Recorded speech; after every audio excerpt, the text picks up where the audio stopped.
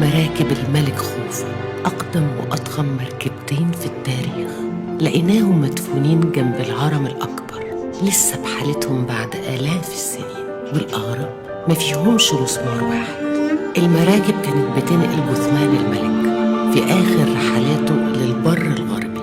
عشان حسب معتقداتهم يدفن ويحنط باحتياجاته في العالم